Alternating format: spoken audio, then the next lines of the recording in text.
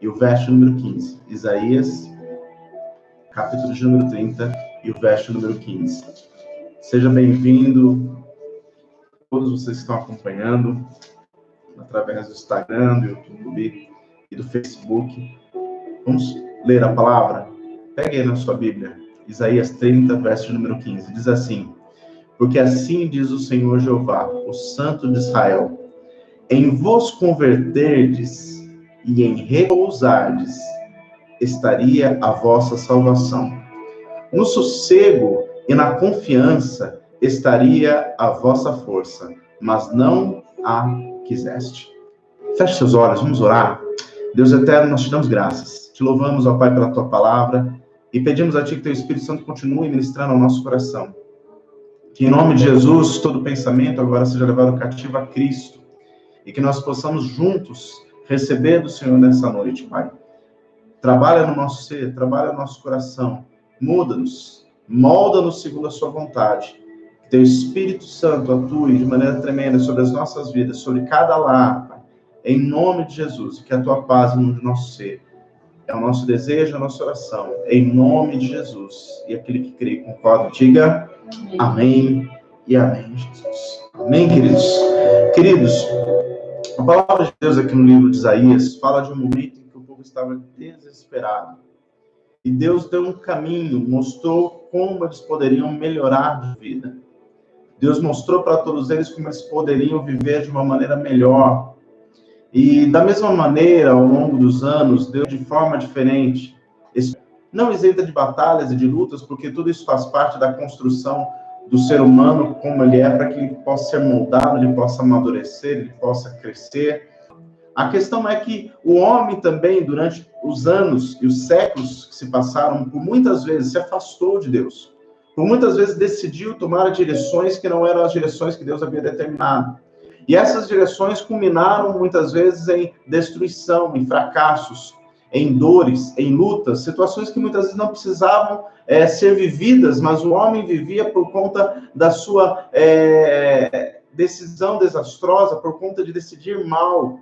E ao longo da história nós vemos muitas pessoas até mesmo culpando a Deus como se Deus fosse culpado pelas nossas decisões, e de maneira nenhuma.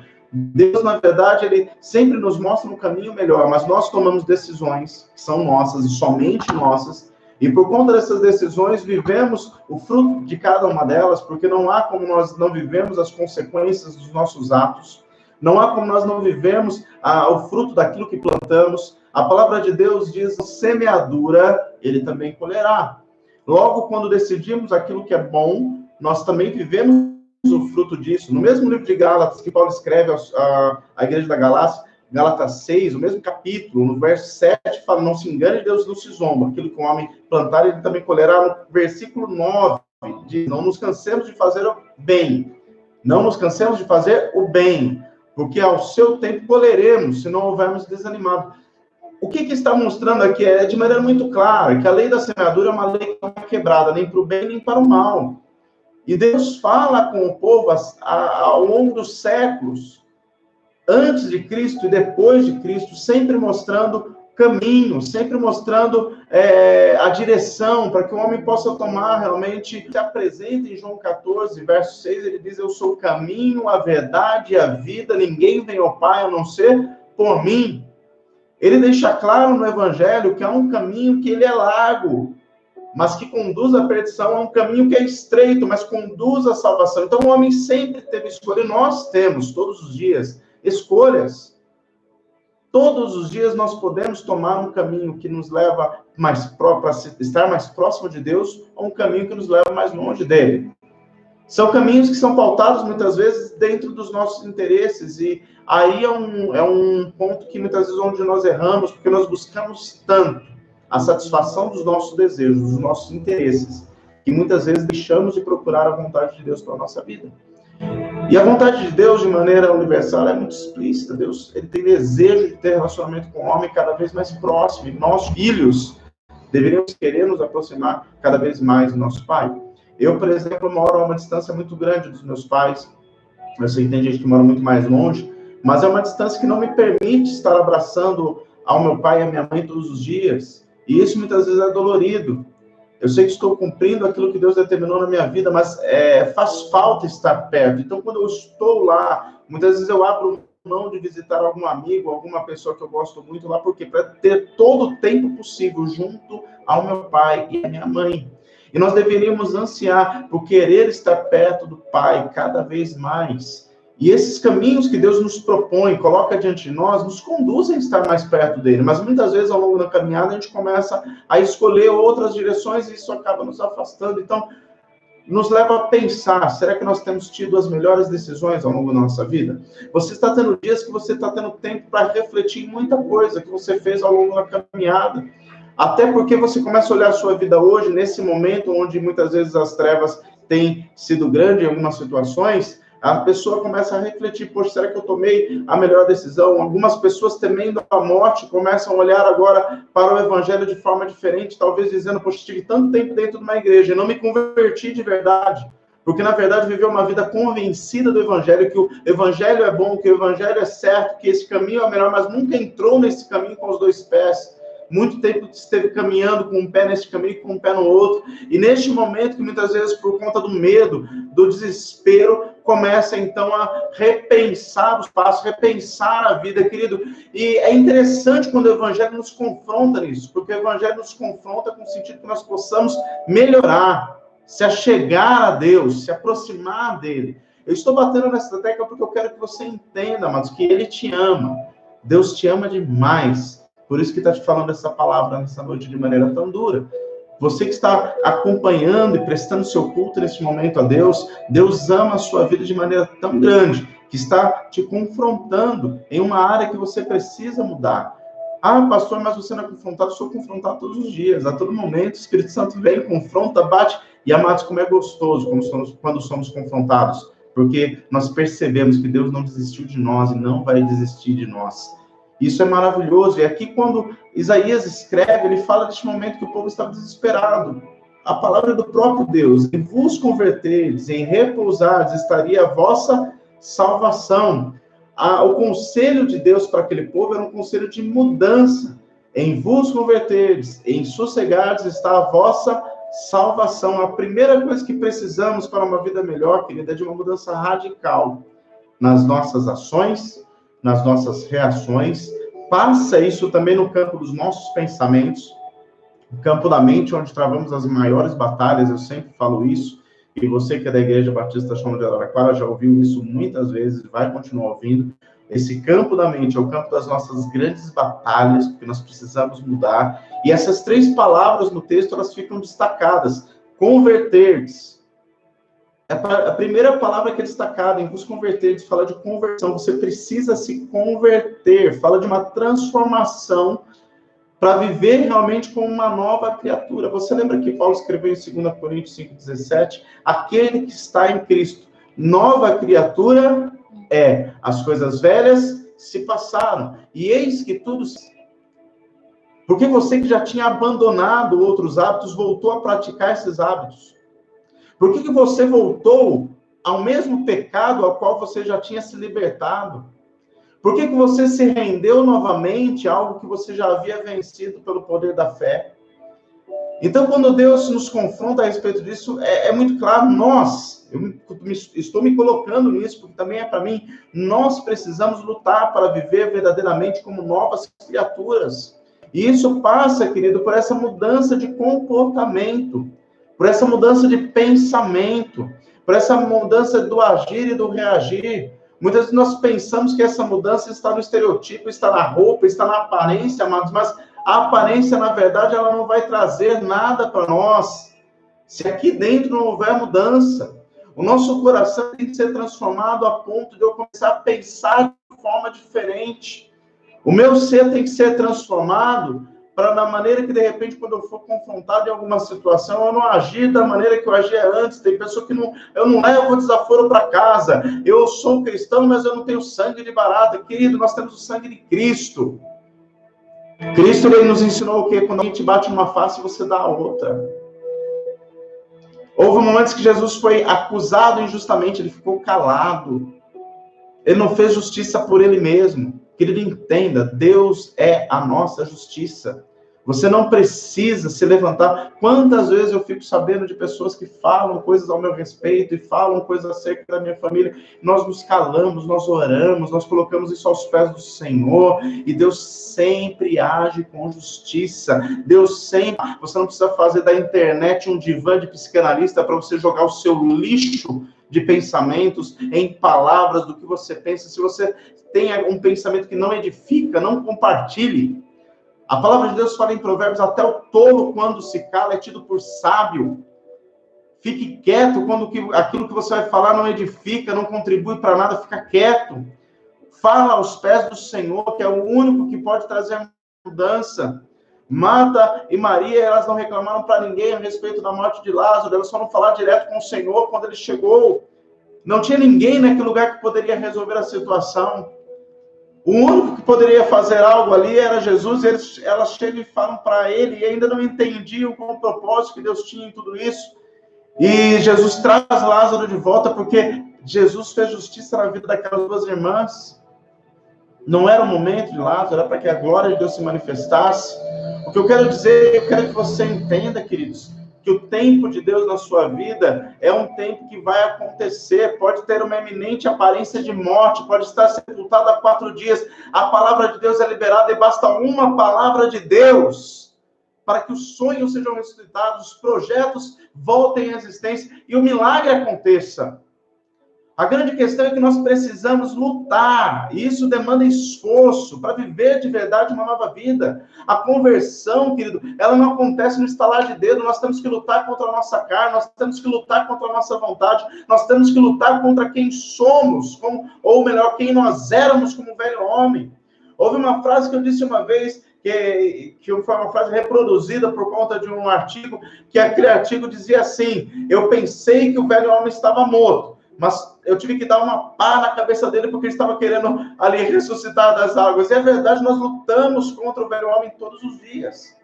Nós lutamos contra a nossa vontade. Houve situações em muitos momentos que eu queria ficar nervoso e externar aquilo que estava no meu coração. E muitas vezes Deus usava alguém perto, alguma pessoa falando. Eu me lembro uma certa vez que no trânsito eu estava normal, eu estava com o farol e de repente uma pessoa parou o carro na frente, deixou o carro emparelhar um do lado do outro e falou...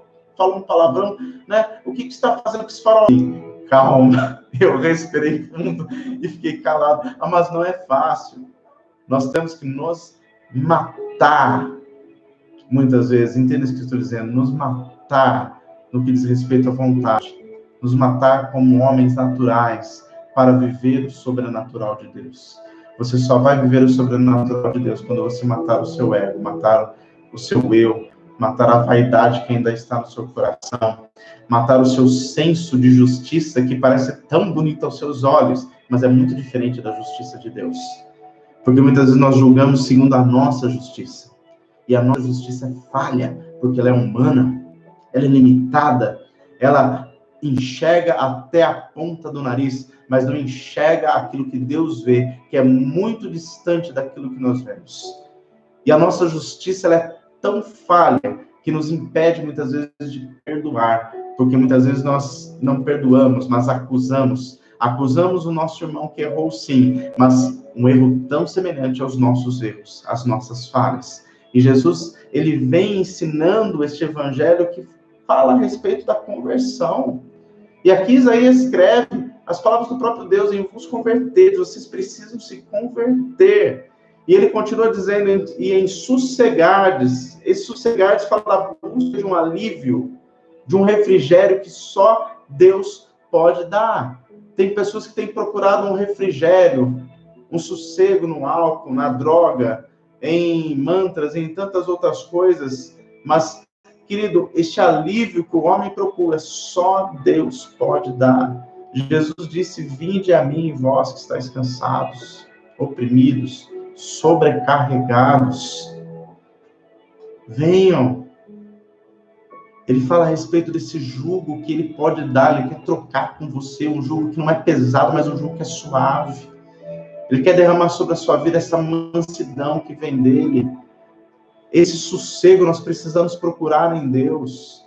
Quantas vezes você já agiu precipitadamente por conta de ficar inquieto, Quantas vezes você já agiu precipitadamente, trouxe prejuízo para sua casa, para sua família, porque não conseguia aquietar, esperar Deus agir, Deus falar, Deus mover, Deus dar uma direção, e você precipitadamente age? Sossega, querido. Aprende a descansar em Deus. Só dele vem a salvação.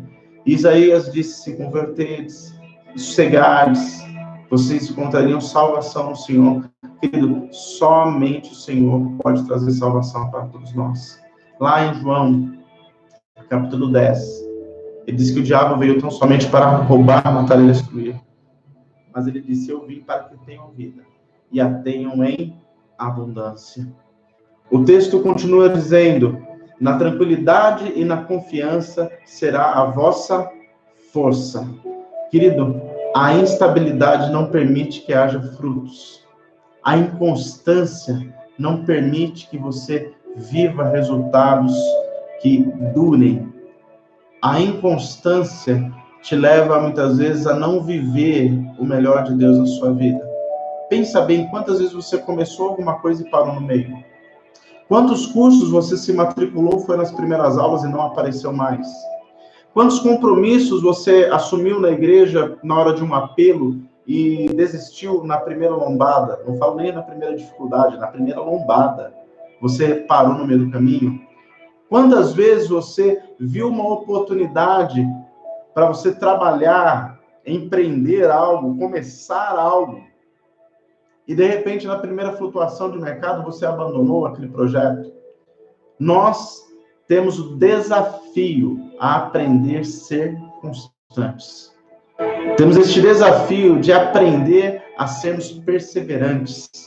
Temos esse desafio de aprender a ter paciência nos momentos de ventos contrários. Querido, e essa persistência, ela acontece no coração de alguém que se achega a Deus. Porque quem se aproxima de Deus passa a não ter mais decisões pautadas na sua própria força. Jeremias já escreve para nós não confiarmos na força do nosso próprio braço, para nós não confiarmos no nosso próprio coração, mas aprendemos a confiar a Deus. E quando você se achega até Deus, você passa a ter essa confiança. O texto continua dizendo aqui que na tranquilidade e na confiança está a vossa força. Perceba, tranquilidade fala a respeito de uma paz interior que é baseada na verdade. O Senhor, ele nos dá uma direção que é uma direção verdadeira, que nos resultados que são satisfatórios e resultados que nos trazem benefícios. Frutos que realmente nós vamos desfrutar dentro de uma direção clara de Deus. A primeira carta de João 3, verso 19, João escreveu: assim saberemos que somos da verdade e tranquilizaremos o nosso coração diante dele. Queridos, se o momento está sendo contrário, este momento contrário pode ser um momento onde Deus pode abrir oportunidades. Todos os momentos contrários da história se levantaram homens com ideias que mudaram a história. Poderia citar aqui vários exemplos, mas eu vou citar só um que você conhece a história. Seu Shiro Honda, da marca Honda, começou tudo isso no momento onde o mundo estava sendo... onde as perspectivas eram as piores possíveis. O horizonte não via o vislumbre de alguma coisa mudando, não via uma esperança. E aquele homem achou uma oportunidade no meio daquela situação contrária. Deus é um Deus que pode trazer oportunidades dentro desse tempo. Deus pode gerar situações além daquilo que nós pensamos, além daquilo que nós imaginamos. Mas são mistérios que eu creio que Deus tem para aqueles que se aproximam dele. O texto continua dizendo de uma confiança que nós temos que ter. Ele fala na tranquilidade e na confiança a vossa força. A confiança, ela tem que ser baseada numa fé que é inabalável. Você lembra de Hebreus 11, a galeria dos heróis da fé? Falam de homens e mulheres que mudaram a história da sua geração. Fala de Abraão, que tinha uma fé inabalável no Senhor, que saiu sem saber para onde ia. Deus era a bússola, mostrava a direção. Fala de Raabe, uma mulher marginalizada na sua sociedade, que creu num Deus de ouvir falar e queria fé. Fala de homens que marcaram a sua geração, e Deus quer fazer que a sua vida marque a geração da sua família, marque a história da sua família, querido. E fala da força, porque é uma força vinda de Deus para vencer as dificuldades. Nós não temos uma força nossa. Se nós olharmos para nós dentro da situação, a gente vai se encolher, vai ficar temeroso pelo dia de amanhã, mas a força que habita em nós através do Espírito Santo nos dá esperança para vencer as batalhas. nos dá esperança para vencer aquilo que vem de contrário na nossa vida, os ventos fortes. 2 Coríntios 12, verso 10, Paulo escreveu: por isso, por amor de Cristo, eu alegro-me nas fraquezas, nos insultos, nas necessidades, nas perseguições, nas angústias, pois quando sou fraco, é que sou forte. É quando você admite as suas limitações, e você admite que você é dependente de Deus, você começa a viver o fruto dessa dependência, o fruto dessa nova vida que está em Cristo. Querido, a firmeza vinda de Deus, ela gera em nós tranquilidade, ela gera confiança, e ela gera uma força inabalável que muda as nossas vidas. Por isso eu não posso mais viver da maneira que eu vivia antes. Eu não posso estar vivendo com os mesmos hábitos que eu tinha antes de conhecer a Cristo. Eu não posso voltar a viver e a praticar aquilo que eu praticava antes. Eu não posso dizer que sirvo a Deus, colocar um arado e depois abandonar esse arado olhando para trás. Querido, ouça, você que está me ouvindo, ouça isso. Deus tem te dado uma oportunidade para mudar. Você não pode, querido, de maneira nenhuma, você que já colocou a mão nesse arado, jogar a sua ferramenta de lado e olhar para trás e voltar para o mundo novamente. Você não pode, você não deve. A palavra de Deus, ela é muito clara, que aquele que bota a mão no arado e olha para trás não é digno do reino dos céus. E, querido, você foi separado.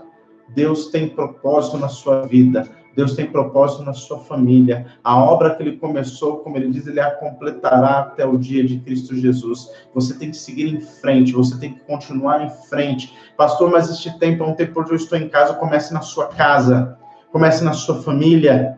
Seja a luz aí onde você está, em nome de Jesus. Mostre esta conversão verdadeira, essa mudança de atitudes, mudança de hábitos, mudança de pensamentos, mudança no agir, mudança no reagir. Trate melhor a sua esposa, trate melhor o seu esposo, trate melhor os seus filhos, obedeçam os seus pais, mostrem a vida cristã como vocês têm ouvido e aprendido, apliquem isso tudo que vocês têm aprendido no dia a dia, na sua vida. O cristianismo é muito mais, querido, do que as quatro paredes do templo. Nós somos a igreja onde estivermos. Seja luz, seja sal. Deus, ele termina o texto que nós lemos de uma maneira muito dura. Eu vou ler de novo. Isaías 30, verso 15. Porque assim diz o Senhor Jeová, o Santo de Israel, estaria a vossa salvação. No sossego e na confiança estaria a vossa força. Mas meu coração treme quando eu leio o final do versículo que diz assim: mas não a quiseste.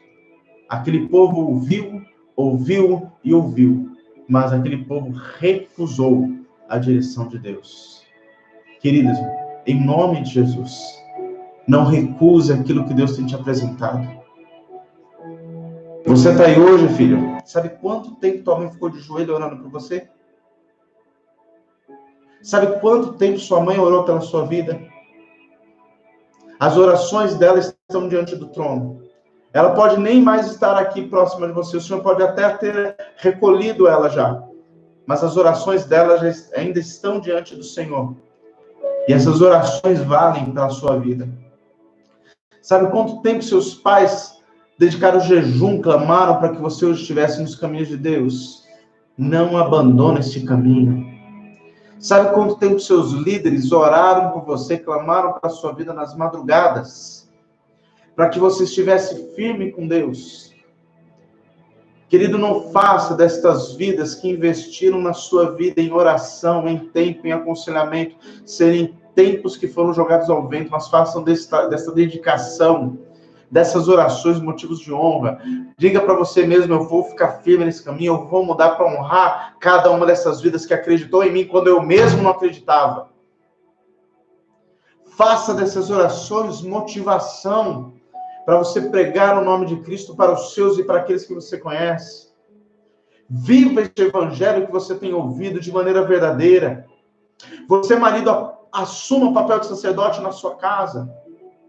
Faça seus filhos verem em você o homem de Deus que você tem que ser. Mulher, assuma esse papel de mulher sábia que edifica a casa. para que seus filhos façam como aquela mulher de Provérbios 31, que diz que seus filhos olharão para ela e louvar-te-ão, ou seja, regozijarão, se alegrarão no Senhor pela sua vida. Olha como a mamãe é maravilhosa, como a mamãe é uma mulher de Deus.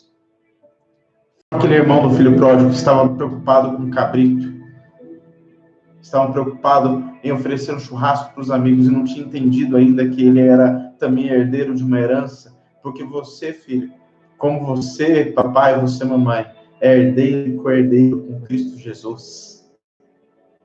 A sua vida tem muito valor. Aprenda a descansar e a depender de Deus. Deus tem para você além do que você imagina. Lá em Apocalipse 3, verso 20, a versão corrigida diz: eis que estou à porta e bato. Se alguém ouvir a minha voz e abrir a porta, entrarei. Presta atenção, querido. O texto diz bem assim: atenção. Eu tenho permanecido à porta e estou batendo constantemente. Se alguém me ouvir, chamá-lo. Ouça Deus te chamando, querido. Se alguém me ouvir chamá-lo e abrir a porta, eu entrarei e farei companhia a ele, vírgula, e ele a mim. Deus quer caminhar ao seu lado, querido. Não faça como aquele povo que se recusou, mas hoje, tome essa posição e queira também caminhar ao lado de Jesus. Queira caminhar ao lado dele. E você vai viver tudo aquilo que ele tem para a sua vida.